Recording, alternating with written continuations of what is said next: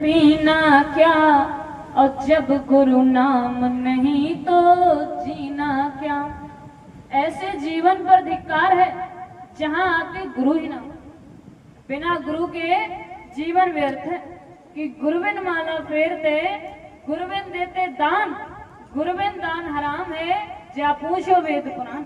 वेद पुराणों में कहा गया बिना गुरु के चाहे कितना भी दान पुण्य कर लो सब व्यर्थ है, उसका कोई लाभ कोई पुण्य आपको नहीं मिलेगा। और दान वही सार्थक है जो ईमानदारी के रास्ते से किया जाए, वही दान सार्थक है। तो एक बार की बात है, एक राजा थे वीरेंद्र प्रताप सिंह, बहुत बड़े दानी थे। उनके द्वार पर जो कोई आता था कुछ ना कुछ दान अवश्य देते थे, किसी को भी खाली हाथ नहीं लौटने देते थे। तो जब आवश्यकता से अधिक दान करने लग गए तो उनका शाही खजाना धीरे धीरे कम होने लगा। तो जब खजाना कम होने लगा तो उन्होंने अपने राज्य में कर बढ़ा दिए। अब वे प्रजा से कर बहुत वसूलते थे। तो एक तरफ तो उनकी प्रजा खुश थी कि हमारा राजा बहुत बड़ा दानी है, और दूसरी तरफ प्रजा नाराज थी कि उससे बहुत ही ज्यादा कर वसूला जाता है।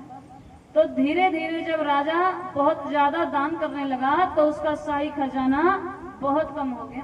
तो पड़ोसी राज्य को ये बात पता चल गई।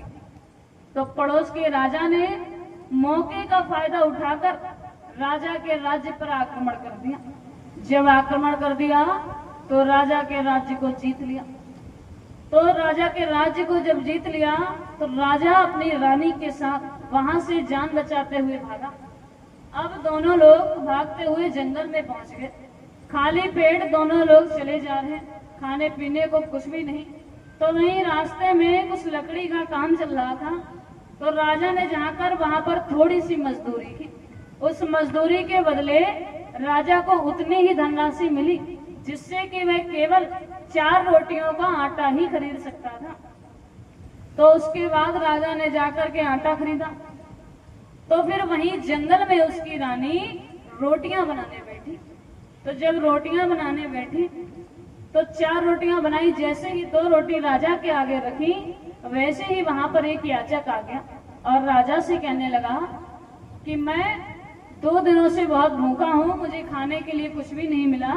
अगर आपके पास कुछ खाने को हो तो मुझे दे दीजिए। राजा बहुत बड़ा दानी था तो उसने अपने हिस्से की 2 रोटियां उस याचक को दे दी। अब 2 ही रोटियां बची। एक रोटी राजा ने खा ली, एक रोटी रानी ने खा ली। इसी प्रकार दोनों ने अपनी रात काटी। अगले दिन राजा फिर वहां से चलने लगा। तो थोड़ी दूर जाने के बाद राजा को एक व्यक्ति मिला जिसने राजा को बताया कि यहाँ से थोड़ी दूर एक सेठ सौदान है, वे लोगों का दान पुण्य खरीदते हैं। अगर आपने अपने जीवन में बहुत ही दान पुण्य किया है तो आप उनके पास चले जाइए, वे आपका दान पुण्य खरीद लेंगे, बदले में आपको कुछ धनराशि दे देंगे जिससे कि आपका गुजारा होने लगेगा। राजा ने कहा ठीक है।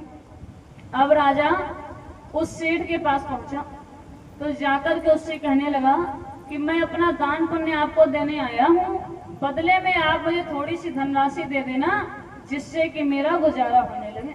सेठ ने कहा ठीक है। कहा कि ऐसा करो, तुमने जितना भी दान पुण्य किया उस सब को एक पर्ची पर लिख दो और पर्ची को तराजू के पल्ले पर रख दो। तो राजा ने अपना केवल 1/4 दान पर्ची पर लिखा और पर्ची को तराजू के एक पल्ले पर रखा, लेकिन तराजू का पल्ला झुका ही नहीं, वह वैसा का वैसा ही रहा। तो राजा ने अपना आधा दान पर्ची पर लिख दिया, फिर पर्ची को तराजू के पल्ले पर रखा, तराजू का पल्ला फिर भी नहीं झुका। तो राजा ने अपना पूरा दान उस पर्ची पर लिखा, फिर पर्ची को तराजू के पल्ले पर रखा, लेकिन तराजू का पल्ला फिर भी नहीं झुका। तो सेठ कहने लगा कि लगता है आपने सारा दान अनीति पूर्वक किया, कुछ भी ईमानदारी से किया हो तो वो इस पर लिखिए। तब राजा को याद आया कि अभी कल ही मैंने 2 रोटियां एक याचक को दी थी जो मैंने बहुत ही मेहनत से कमाई थी। तब जाकर के उस राजा ने जब उन 2 रोटियों के विषय में पर्ची पर लिखा, फिर जब पर्ची को तराजू के पल्ले पर रखा तो तराजू का पल्ला बहुत नीचे झुक गया। बदले में सेठ को बहुत सारी धनराशि देनी पड़ी। तो सेठ कहने लगा कि आपके सारे दान व्यर्थ गए, उनका कोई लाभ कोई पुण्य आपको नहीं मिला, क्योंकि सब कुछ आपने अनीति पूर्वक किया, प्रजा से लेकर प्रजा को ही दान किया, ये अनीति पूर्वक आपने दान किया, आपका केवल यही दान सार्थक था।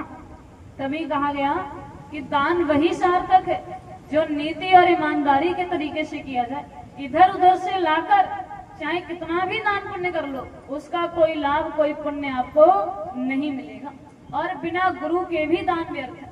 जब तक आपने गुरु नहीं किए तब तक भी चाहे आप कितना भी दान पुण्य कर लो, उसका कोई फल आपको नहीं मिलेगा।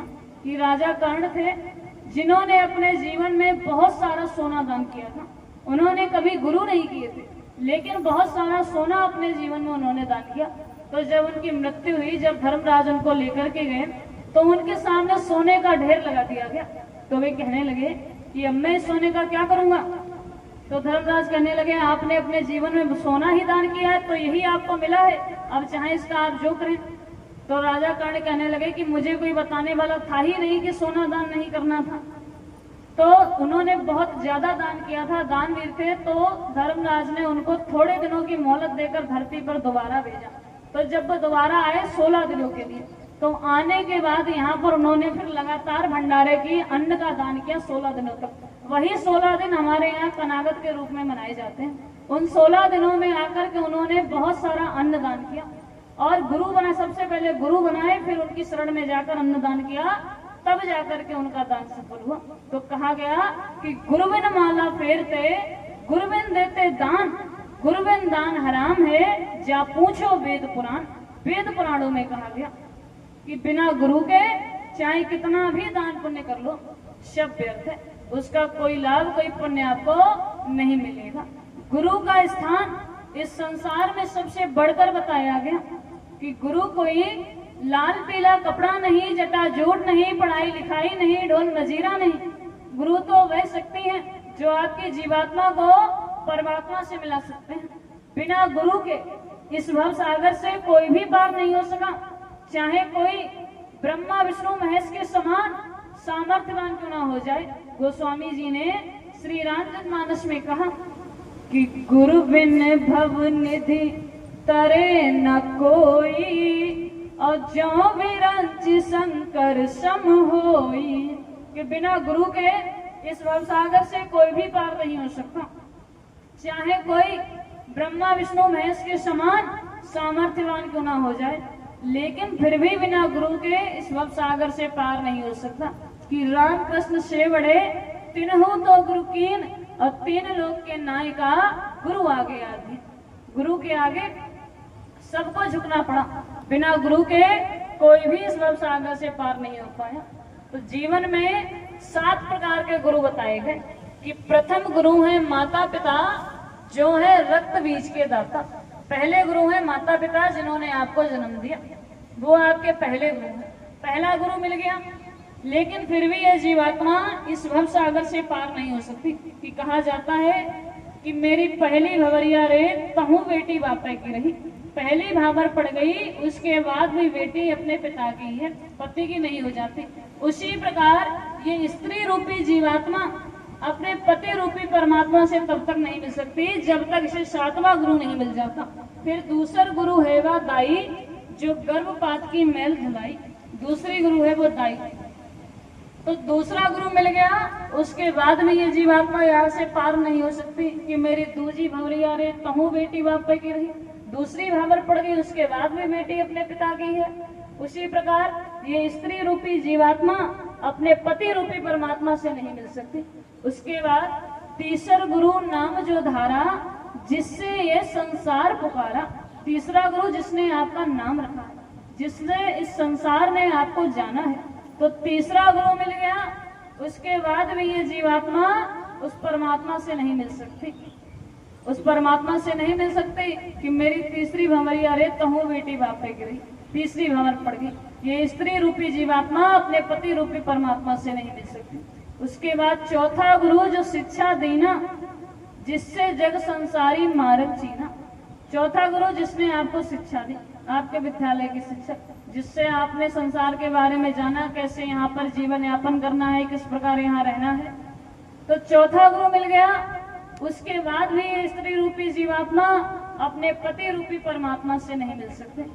फिर पांचवा गुरु जो दीक्षा दी ना, जिससे राम कृष्ण का सुमिरन की ना, पांचवा गुरु जिसने आपको दीक्षा दी, तो पांचवा गुरु मिल गया। उसके बाद भी ये स्त्री रूपी जीवात्मा अपने पति रूपी परमात्मा से नहीं मिल सकती। फिर छठवा गुरु भाव भ्रम तोड़ा, ओंकार से नाता जोड़ा। छठवा गुरु शब्द को बताया गया कि शब्द मिल गया, फिर भी ये जीवात्मा परमात्मा से नहीं मिल सकती कि मेरी छठी भंवरिया रे तहु बेटी वापे की। छठी भंवर पड़ जाने के बाद भी बेटी अपने पिता की है, पति की नहीं हो जाती। उसी प्रकार ये स्त्री रूपी जीवात्मा अपने पति रूपी परमात्मा से नहीं मिल सकती। फिर सातवां गुरु सतगुरु कहावा, तहां का जीव तहां पहुंचावा। सातवां गुरु सतगुरु को बताया गया। जब सातवां गुरु मिलता है, सच्चे सतगुरु मिल जाते हैं जो इस जीवात्मा को शब्द के साथ जोड़ देते हैं, तब जाकर के ये जीवात्मा उस परमात्मा से मिल पाती है कि मेरी सातवीं भंवरिया रे अब तो बेटी साजन की थी। सातवीं भावर पढ़ने के बाद ही बेटी अपने पति की होती है, उससे पहले पिता की ही रहती है। उसी प्रकार जब सातवां गुरु मिल गया, तब जाकर के ये जीवात्मा अपने पति रूपी परमात्मा से मिल पाती है। सातवां गुरु मिलने के बाद तो गुरु का स्थान इस संसार में सबसे बढ़कर बताया है। तो वर्तमान में तो हमें ऐसे सच्चे सतगुरु मिले जिन्होंने हमें शब्द की कमाई का मार्ग दिया, नाम की कमाई का रास्ता दिया, इस भव सागर से पार जाने के लिए। ये सच्चे सतगुरु की पहचान है। वैसे तो आपने देखा होगा बहुत सारे गुरु बाबा वगैरह गलियों में घूमते फिरते कि गली गली में बाबा घूमे, कंठी माला ले और स्वर्ग जाओ या नर्क जाओ पर हमें दक्षिणा दो। इधर उधर घूमते बहुत मिलेंगे, लेकिन सच्चे सतगुरु की पहचान जो आपको शब्द की कमाई का, नाम की कमाई का रास्ता दे इस भव सागर से पार जाने के लिए। तो वर्तमान में तो हमें ऐसे सच्चे सतगुरु मिले जिन्होंने हमें शब्द की कमाई का, नाम की कमाई का रास्ता बताया। बाबा जी ने कहा कि मैं समस्त भारतवर्ष में जय गुरुदेव नाम का प्रचार करता हूँ। मैं समस्त भारतवर्ष में जय गुरुदेव नाम का प्रचार करता हूँ। यह दौलत आत्मज्ञान की है जो महात्माओं की दया कृपा हो जाए तभी मिला करती है। जमीन गंदी रहेगी तो दया देर से काम करेगी। कहा इस दौलत को ले पाओ तो ले लो, ये वो दौलत है ना तो कोई आपसे छीन सकता है, ना ही चोर चुरा सकता है जो दौलत में बांट रहा। कि लूट सके तो लूट ले बंदे, शोर मचाऊं गली गली, और जय गुरुदेव नाम के हीरे मोती मैं बिखराऊं गली गली। कि मैं समस्त भारतवर्ष में जय गुरुदेव नाम का प्रचार करता हूँ। यह दौलत आत्मज्ञान की है। कि मैं तीसरा नेत्र खोलता हूँ, ये दौलत आत्मज्ञान की है जो महात्माओं की दया कृपा हो जाए तभी मिला करती है। कहा कि जब तुम जय गुरुदेव नाम की मस्ती में चलते चले जाओगे तो तुम्हारे पैर के नीचे यदि कांटा भी आ जाए तो मैं वहां भी अपना हाथ लगा दूंगा। कि जब तुम किसी मुसीबत में हो तो जिस देवी देवता को मानते हो उसका नाम ले लेना, और मदद ना मिले तो सच्चे मन से ये जय गुरुदेव नाम लेना, तो मैं मिलूंगा और तुम्हारी मदद करूंगा। किसी ना किसी जरिए से आपकी मदद हो जाएगी। कहा कि जब तुम अंत समय में हो तो इस जय गुरुदेव नाम को लेना, तुम्हारी संभाल हो जाएगी। कहा कि यदि तुम पूरी तरह मुझ पर विश्वास कर लो, पूरी तरह मुझ पर न्यौछावर हो जाओ कि भव सागर भर में नहीं यह प्रताप हमार, और निश्चय करके मान ले तो तुरंत उतारू पार। यदि पूरी तरह मुझ पर विश्वास कर लो तो मैं इस भवसागर में भटकने नहीं दूंगा, तुरंत ही इस भवसागर से पार लगा दूंगा। कहा कि मुझे तुमसे कुछ भी नहीं चाहिए, मुझे तुमसे कुछ भी नहीं चाहिए। कि भाव का भूखा हूं मैं, भाव ही एक सार है, भाव से मुझको भजे तो भव से बेड़ा पार है। कि मैं केवल भाव का भूखा हूं। यदि सच्चे भाव के साथ मेरे पास आओगे तो मैं इस भव सागर से बेड़ा पार लगा दूंगा। कि भारत की पावन भूमि पर एक नया संदेशा लाए हैं, विश्व मसीहा बाबा जय गुरुदेव जगाने आए हैं। भारत की पावन भूमि पर एक नया संदेशा लाए हैं। विश्व मसीहा बाबा जय गुरुदेव जगाने आए हैं। राम कृष्ण ईसा मोहम्मद की वाणी तुम भूल गए। चंद्रशेखर आजाद भगत सिंह की कुर्बानी भूल गए। गांधी जी का सत्य अहिंसा तुम्हें बताने आए हैं। भारत के वीरों जग जाओ गुरुदेव जगाने आए हैं। मानव की भूली मानवता का गुरु पाठ पढ़ाने आए हैं। मंदिर मस्जिद ये गुरुद्वारे खड़े खड़े रो रहे बेचारे। हिंदू मुस्लिम सिख ईसाई आपस में लड़ भिड़ रहे सारे। पिछले इतिहासों की ये याद दिलाने आए हैं। भारत के वीरों जग जाओ गुरुदेव जगाने आए हैं। मानव की भूली मानवता का गुरु पाठ पढ़ाने आए हैं। भारत है धर्म कर्म भूमि ये बात दिलों से निकल गई।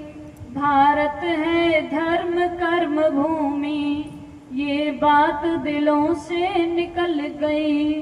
स्वार्थ में सब डूब गए। राजा रैयत बुद्धि भ्रष्ट हुई। राजनीति में धर्म नीति का पाठ पढ़ाने आए हैं। भारत के वीरों जग जाओ गुरुदेव जगाने आए हैं। मानव की भूली मानवता का गुरु पाठ पढ़ाने आए हैं। प्रजातंत्र हुआ लूट तंत्र शासक मत के विचारों से। प्रजातंत्र हुआ लूट तंत्र शासक मत के विचारों से। और सारे मुल्क का बच्चा बच्चा रो रहा अत्याचारों से। कहे गुरु जी ये भ्रष्ट व्यवस्था तुम्हें बताने आए हैं।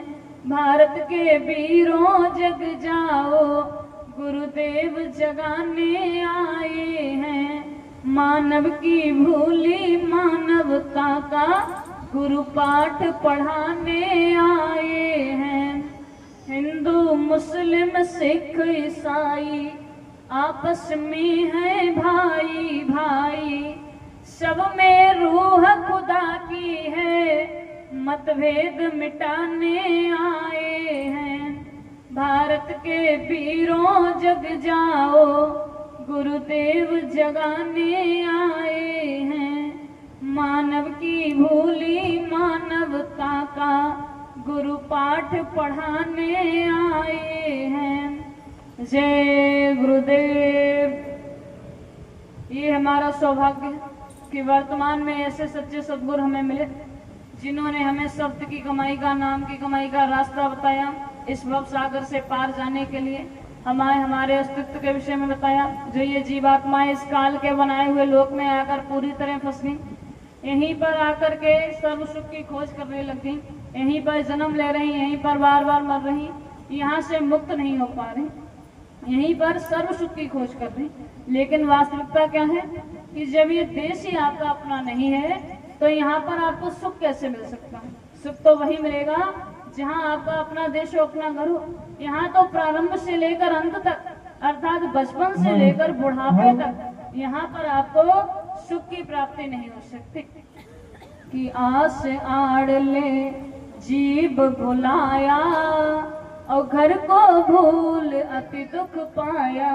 कि जीवात्माओं को यहाँ पर भेज दिया गया जीवात्माओं को यहाँ पर भेज दिया गया, वे अपने देश को भूल गए कि कर्म वेग ने बाहर डाला, और माया की ना बहु जंजाला। कि कर्मों के अनुसार जीवात्माओं को इस काल के बनाए हुए लोक में भेज दिया गया।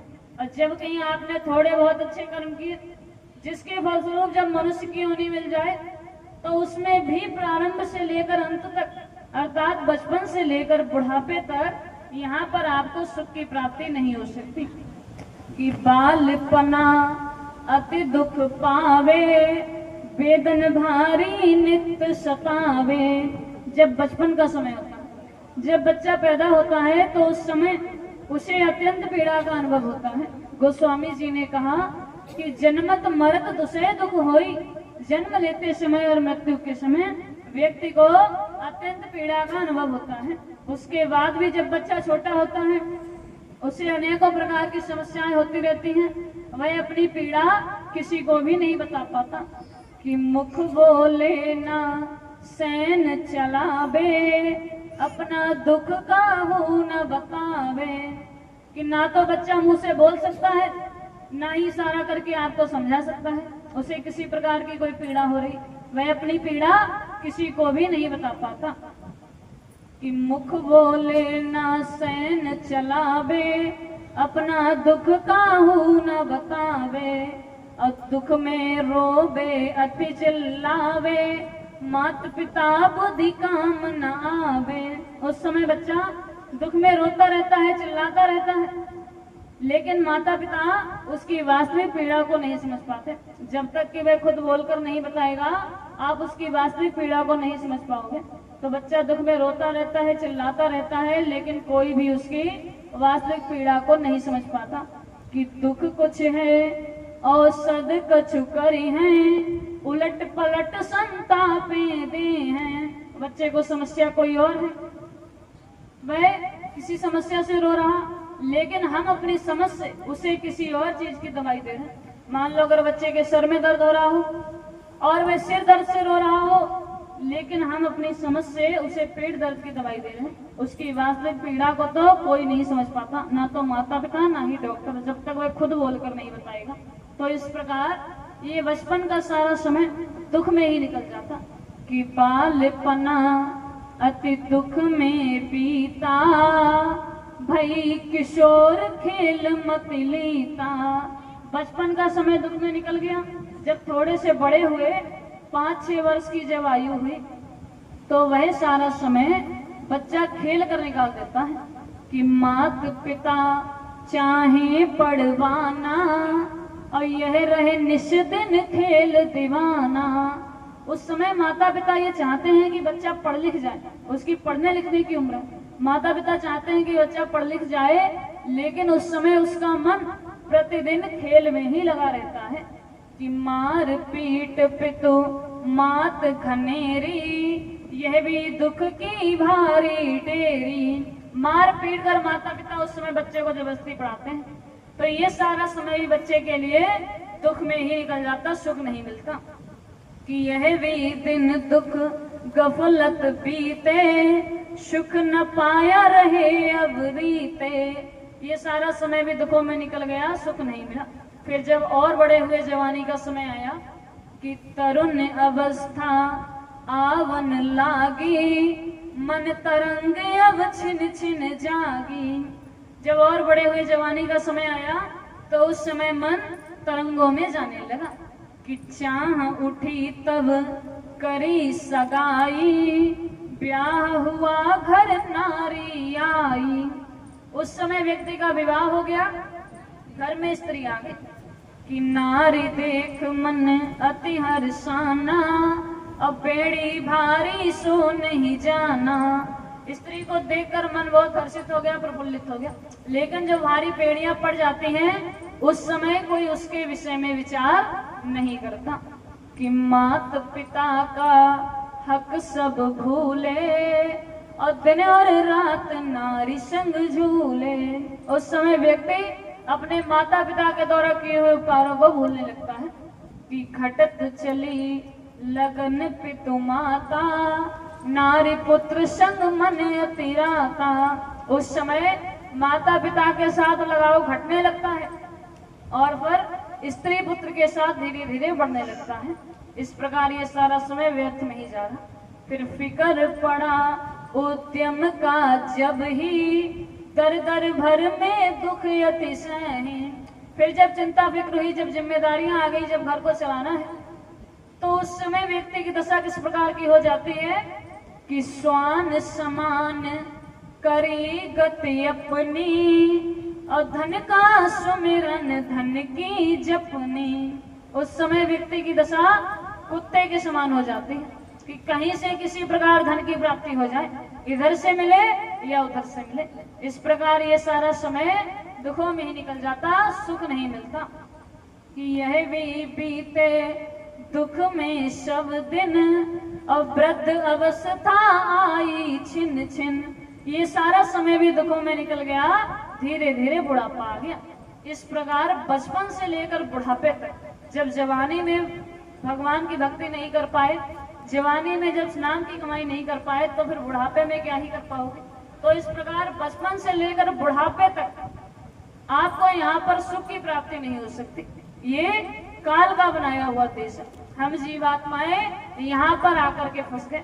हमें यहाँ से बाहर निकलने का रास्ता ढूंढना है। इस तन को देख देख वतन को भुला दिया, इस तन को देख देख वतन को भुला दिया।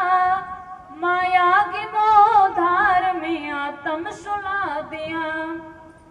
नर तन की कैसी रीति समझता नहीं ये मन, ब्रह्मवार एक मृगा करता रहा जतन। अनमोल तेरा नर्तन, अनमोल तेरा नारी तन, यूं ही गवा दिया। माया की मोहधार में आत्म सुला दिया। इस तन को देख देख वतन को भुला दिया। माया की मोहधार में आत्म सुला दिया। तो यहाँ पर जो कुछ देखा उसी को देखते रह गए, अपने वास्तविक देश को भूल गए। यहाँ पर कुछ भी आपका अपना नहीं है। यहाँ रहकर चाहे कितने भी रिश्ते नाते बना लो, कितनी भी धन दौलत इकट्ठा कर लो, कुछ भी आपका नहीं है। समय आने पर सब कुछ आपका साथ छोड़ देगा। सब कुछ छोड़कर आपको एक दिन यहाँ से जाना पड़ेगा।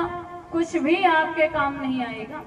कि सज धज कर जिस दिन मौत की शहजादी आएगी, सज धज कर जिस दिन मौत की शहजादी आएगी।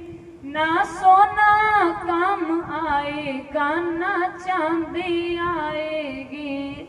कुछ भी आपके काम नहीं आएगा। सब कुछ छोड़कर यहाँ से जाना पड़ेगा। कबीर साहब फरमाते हैं कि लकड़ी कहे लोहार से, तू क्यों जा रहे मोई, एक दिन ऐसा आएगा मैं जारूंगी तो। लकड़ी लोहार से कहती है कि तू मुझे जला रहा है, एक दिन ऐसा आएगा जब मैं तुझे जलाऊंगी। ये 5 तत्वों से बना शरीर एक दिन इन्हीं 5 तत्वों में सुपुर्द हो जाएगा। कुछ भी आपके साथ नहीं जाएगा। सब कुछ छोड़कर यहाँ से जाना पड़ेगा। एक ही चीज आपके साथ यहाँ से जा सकती है, वह है नाम की कमाई। यहाँ रहकर जितनी भी नाम की कमाई कर लोगे वो तो आपके साथ जाएगी, उसके अलावा सब कुछ यहाँ का यही छूट जाएगा। कि क्या लेकर के तू आया, क्या लेकर के जाएगा। मुट्ठी बांध कर आया था और हाथ पसारे जाएगा। ये तन तेरा कागज की पुड़िया, बूंद पड़े गल जाएगा। कहे कबीर सुनो भाई साधु, एक नाम बिना पछताएगा। कुछ भी आपके साथ नहीं जाएगा। ये शरीर कागज की पुड़िया के समान है। जिस प्रकार कागज पर अगर पानी की बूंदें पड़ जाएं तो वह गल जाता है, उसी प्रकार ये शरीर एक दिन 5 तत्वों से बना हुआ 5 तत्वों में ही सिमट कर रह जाएगा। कुछ भी आपके साथ नहीं जाएगा। बस यहाँ रहकर जितनी नाम की कमाई, शब्द की कमाई कर लोगे वही आपके साथ जाएगा। यहाँ तो आने के बाद तमाम रिश्ते नाते बना लो, कितनी भी धन दौलत इकट्ठा कर लो, किसी भी काम की नहीं। कि जिंदगी में हजारों का मेला जुड़ा, हंस जब जब उड़ा तब अकेला उड़ा। काल से बचे न पाएगा छोटा बड़ा, हंस जब जब उड़ा तब अकेला उड़ा। ठाट सारे पड़े के पड़े रह गए, सारे धनवा गड़े के गड़े रह गए। अंत में लखपति को न डेला मिला, हंस जब जब उड़ा तब अकेला उड़ा। जिंदगी में हजारों का मेला जुड़ा, हंस जब जब उड़ा तब अकेला उड़ा। बेबसों को सताने से क्या फायदा, झूठे अपजस कमाने से क्या फायदा। दिल किसी का दुखाने से क्या फायदा, नीम के साथ जैसे करेला जुड़ा। हंस जब जब उड़ा तब अकेला उड़ा। जिंदगी में हजारों का मेला जुड़ा, हंस जब जब उड़ा तब अकेला उड़ा। राज राजे रहे ना वो रानी रही, राज राजे रहे ना वो रानी रही।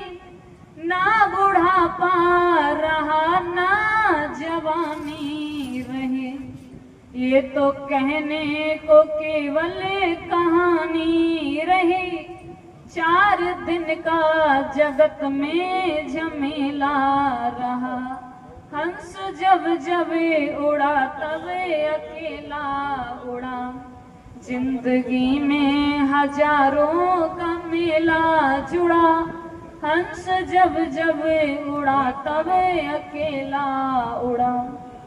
यहाँ पर कुछ भी आपका अपना नहीं, सब कुछ यही छूट जाएगा कि माया सगी न तन सगो, सगो न ये संसार, सच्चे केवल सतगुरु जग के सृजनहार।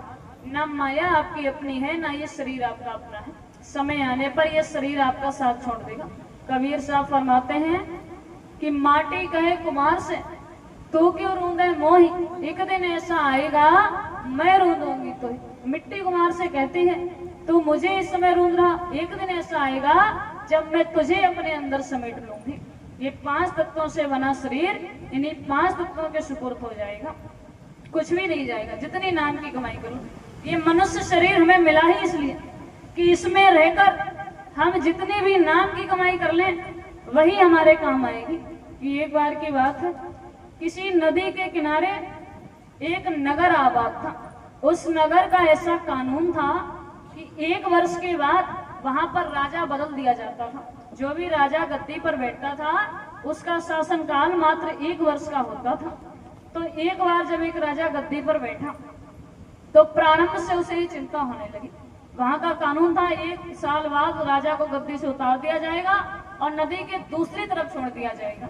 नदी के दूसरी तरफ बहुत ही बड़ा घमासान जंगल है। वहां के लोगों का मानना था कि नदी के दूसरी तरफ जो कोई भी गया बचकर वापस नहीं आया। तो जब एक राजा गद्दी पर बैठा तो पहले ही दिन से उसे ये चिंता होने लगी कि जब 1 वर्ष बाद मेरा शासनकाल समाप्त होगा तो मुझे भी नदी के दूसरी तरफ छोड़ दिया जाएगा और जैसे वहां से कोई नहीं बचकर आया मैं भी नहीं आ पाऊंगा। वह इसी चिंता में रहने लगा। उसने खाना पीना भी कम कर दिया। दिन प्रतिदिन उसको यही चिंता लगी रहती है। तो एक दिन उसके मन में विचार आया कि क्यों ना नदी के दूसरी तरफ जाकर के देख लें कि है क्या। तो वह अपने मंत्रियों और सिपाहियों के साथ पूरी सुरक्षा में नदी के दूसरी तरफ गया। तो जाकर के देखा कि बहुत बड़े बड़े जानवरों के हाथों पैरों के निशान थे और मनुष्य की हड्डियां इधर उधर पड़ी थी। तो उसके मंत्री कहने लगे कि लगता है ये हड्डियां उन्हीं राजाओं की हैं जो आपसे पहले शासन करके गए। उनको नदी के दूसरी तरफ छोड़ा गया तो उनका ये हाल हुआ। तो जब राजा वह सब दृश्य देखकर वापस आया तो अब तो उसे और भी चिंता होने लगी। वह सोचने लगा कि 1 वर्ष बाद कहीं मेरा भी हाल ऐसा ही ना हो।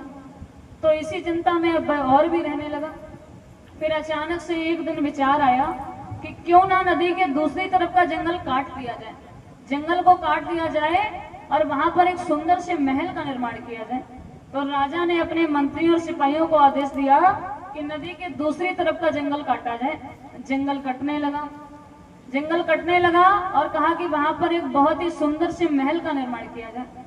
तो जंगल काटा गया और वहां पर एक सुंदर सा महल बनाया गया। महल बनकर तैयार हुआ तो उसमें राजा ने अपने राज्य से बहुत सारा अन्न वहां पहुंचा दिया। महल में पानी की समुचित व्यवस्था की गई और बहुत सारे सिपाही इधर से नदी के दूसरी तरफ उस महल में तैनात कर दिए सुरक्षा के लिए। ये सारा काम होने में लगभग 10 महीने का समय ऐसे ही निकल गया। 2 महीने बचे। जब महल बनकर पूरा हो गया तो राजा ने अपने एक मित्र को, जिस पर राजा बहुत ही विश्वास करता था, वहां का सूबेदार बना दिया, वहां की जिम्मेदारी सौंप दी। अब 2 महीने का शासन बचा, 10 महीने तो महल बनवाने में, जंगल कटवाने में निकल गए। तो 2 महीने का शासन राजा ने सुखपूर्वक पूरा किया। और जब वह समय आया कि जब 1 साल पूरा हुआ तो नियम के अनुसार राजा को गद्दी से उतारा गया और नदी के दूसरी तरफ छोड़ दिया गया। तो जब राजा नदी के दूसरी तरफ पहुंचा तो वहां तो उसने पहले ही व्यवस्था कर दी, पहले ही वहां पर महल बनकर तैयार था। महल में अन्न पानी की समुचित व्यवस्था थी, सुरक्षा में सिपाही भी तैनात थे। वह जाकर के आराम से उस महल में रहने लगा, उसे किसी प्रकार की कोई समस्या नहीं हुई। उसी प्रकार ये मनुष्य शरीर उस नगर की भांति है और इसमें जो जीवात्मा है वह उस राजा की तरह है। जिस प्रकार राजा को वह नगर छोड़कर नदी के दूसरी तरफ जाना पड़ा, उसी प्रकार इस जीवात्मा को ये शरीर छोड़कर एक दिन यहाँ से दूसरी तरफ जाना पड़ेगा। तो जैसे राजा ने व्यवस्था कर दी कि जब वह नगर छोड़कर नदी के दूसरी तरफ जाए तो वहां जाकर के उसे किसी प्रकार का कोई कष्ट, कोई पीड़ा ना सहनी पड़े, उसी प्रकार जब इस जीवात्मा को भी ये शरीर छोड़कर जाना है तो इसमें रहकर हम भी वो व्यवस्था कर लें कि जब हम ये शरीर छोड़कर जाएं तो जहां पर जाएं वहां हमें किसी प्रकार का कोई कष्ट, कोई पीड़ा ना सहनी पड़े। वो व्यवस्था आप इसी शरीर में रह करके वर्तमान में कर सकते हैं कि जब आप ये शरीर छोड़ें तो आपको नरकों 84 में ना जाना पड़े, नरकों में ना डाला जाए, 84 के चक्कर ना काटने पड़े। वो व्यवस्था आप इसी शरीर में रहकर कर सकते हैं कि जब हम ये शरीर छोड़कर जाएं तो जहां पर जाएं वहां किसी प्रकार का कोई कष्ट, कोई पीड़ा हमें ना सहनी पड़े, क्योंकि ये शरीर तो एक दिन छोड़ना ही है। ये शरीर नाशवान है और आत्मा अमर है, यहाँ से एक दिन जाना पड़ेगा। स्वामी जी कहते हैं कि मन रे क्यों गुमान अब करना, तन तो तेरा खाक मिलेगा 84 में जा करना। तो हमें 84 में ना जाना पड़े, वो व्यवस्था हम इसी मनुष्य शरीर में रहकर कर सकते हैं। नाम की कमाई की, नाम की कमाई की, शब्द की कमाई की, कि हम इस मनुष्य शरीर में रहकर शब्द की कमाई कर सकते हैं। वह शब्द, वह धार ऊपर से सबके अंदर में उतर रही, चाहे कोई हिंदू हो, चाहे मुसलमान हो, चाहे सिख हो, चाहे ईसाई हो, किसी भी जाति का हो, किसी भी धर्म का हो, किसी भी संप्रदाय का हो, सबके अंदर वह शब्द, वह धार उतर रही है। लेकिन जब तक शब्द भेदी सतगुरु नहीं मिल जाता तब तक आप उस शब्द के साथ नहीं जुड़ सकते, ना इस भव सागर से पार हो सकते हैं। तो वर्तमान में तो हमें सच्चे सतगुरु मिले जो समृद्ध रूप धारण करके आए, समृद्ध रूप धारण करके आए हैं और वर्तमान में लीला खेल रहे। उनके द्वारा खेली हुई इस लीला का अनुमान आप और नहीं लगा सकते। जिस प्रकार त्रेता में रामलीला हुई कि जब रावण सीता को हरने आया तो उस समय भगवान श्री राम ने माता सीता को पहले ही अग्नि में समाहित करा दिया।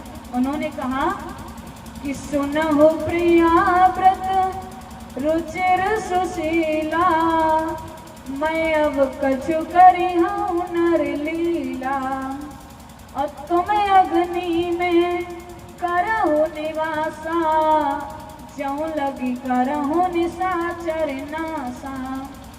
कि हे प्रिय, तुम अग्नि में वास करो, मैं राक्षसों का नाश करूंगा। तो उस समय माता सीता को पहले ही अग्नि में समाहित करा दिया। जिस सीता को रावण उठा करके ले गया वह नकली सीता, सीता की छाया थी जिसको रावण उठा करके ले गया। तो जब रावण सीता को हर के चला गया उसके बाद भी श्री राम लीला खेल रहे, वे पशु पक्षियों से पूछ रहे कि हे खग मृग, हे मधुकर श्रेणी, और तुम देखी सीता मृग नैनी, कि मेरी सीता को कहीं किसी ने देखा है? खरगोश और हिरणों से पूछ रहे हैं कि मेरी सीता को कहीं किसी ने देखा है?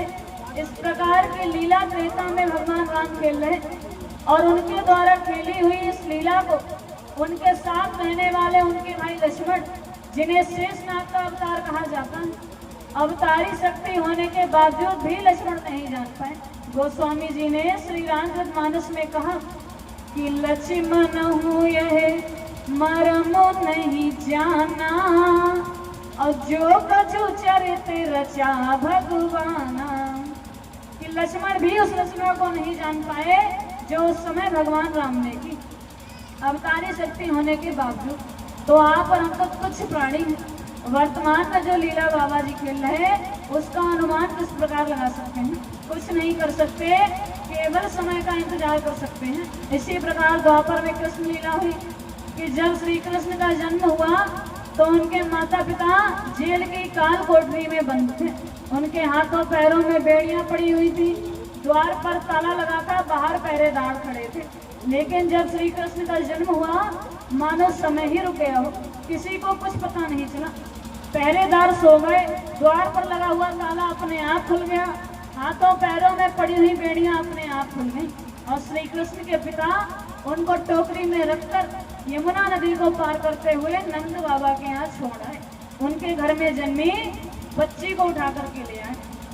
जब वापस आए तो जेल के द्वार अपने आप बंद हो गए, ताला अपने आप लग गया, पहरेदार उठ खड़े हुए, हाथों पैरों में बेड़ियां अपने आप पड़ गई, किसी को कुछ भी पता नहीं चला। इस प्रकार की लीला द्वापर में श्री कृष्ण ने की, उनके द्वारा खेली हुई उस लीला को उस समय कोई नहीं जान पाया। तो वर्तमान में जो लीला बाबा जी खेल रहे हैं उसका अनुमान आप और हम किस प्रकार लगा सकते हैं? कुछ नहीं कर सकते, केवल समय का इंतजार कर सकते हैं कि समय पर आएंगे और जैसा कहा कि चौथा यज्ञ रचाएंगे।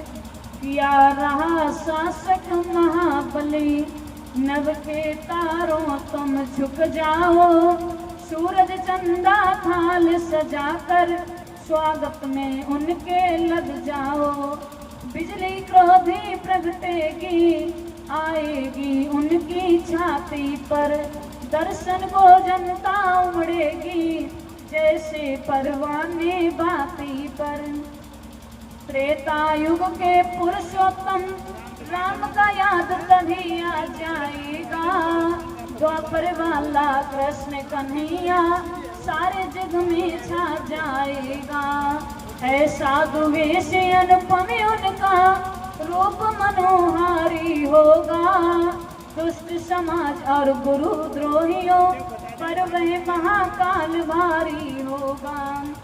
ऐसा रुतबा होगा उनका पापी जन थर्राएंगे, बड़ी बड़ी ताकत वाले पहले ही रास्ता नापेंगे, सब लोग कहेंगे अचंबा है और हिरण्याकश्यप जाए कहाँ, अब फटने वाला खंबा है। परिवर्तन होना निश्चित है, मालिक की ऐसी मर्जी है। कुछ दिया इशारा गुरु जी ने, सत्संगियों मिले एकजुट रहना, नया सवेरा होगा अब खुशियों से झोली भर लेना।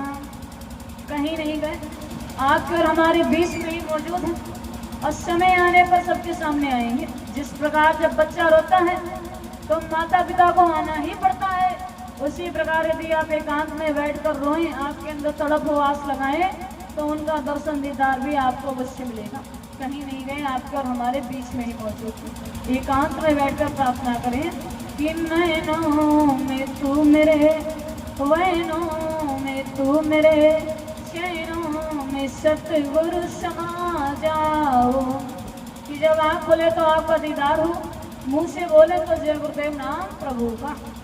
कि नैनों में तू मेरे, बैनों में तू मेरे, चैनों में सतगुरु समा जाओ। पर्दे में क्यों हो आकर के दर्श दिखा जाओ। जब एकांत में बैठकर इस प्रकार की प्रार्थना करोगे तो उनका दर्शन दीदार भी अवश्य मिलेगा। कहीं नहीं गए, आकर हमारे बीच में ही मौजूद। दया करेंगे क्योंकि यदि नाथ का नाम दया निधि है तो दया भी करेंगे कभी ना कभी, कभी ना कभी तो दया करेंगे। तो अब वक्त है ऐसी सच्ची प्रार्थना करने का कि धर्म और मजहब के नाम पर लड़ने झगड़ने का नहीं, जाति पाति के नाम पर लड़ने झगड़ने का नहीं, क्योंकि लड़ाई झगड़े में कुछ नहीं रखा, इससे केवल नफरत लगती है।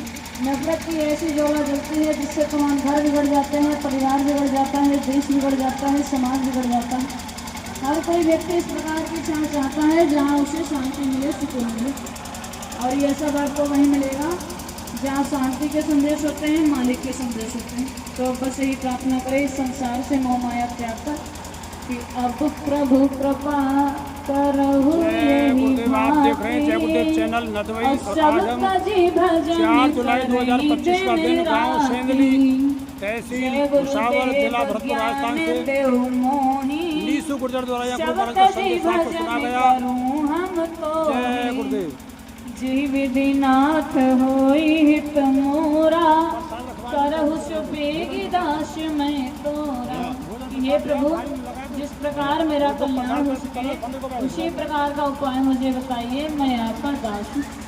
बस यही प्रार्थना करें कि इस संसार से मोह माया त्याग कर आपका मन उस प्रभु के सुमिरन ध्यान भजन में एकाग्र हो जाए। इसी के साथ हम अपने वचनों पर विराम देते हैं। यदि कहने सुनने में किसी प्रकार की कोई भूल हुई हो तो क्षमा कर देना। जय गुरुदेव। इंतजार करते हुए बात ये बात बता दे।